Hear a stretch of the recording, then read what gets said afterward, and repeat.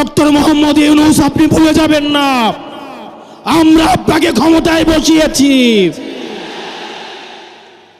আওয়ামী লীগ নির্বাচন করবে কি করবে না, আওয়ামী লীগ আসবে কি আসবে না, এই সিদ্ধান্ত নিয়েছি আমরা।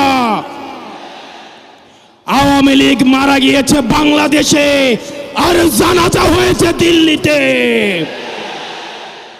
5ই আগস্টের পরে 5ই আগস্ট আমরা সিদ্ধান্ত জানিয়ে দিয়েছি, এই ভূখণ্ডে আওয়ামী লীগের আর পুনর্বাসন হবে না।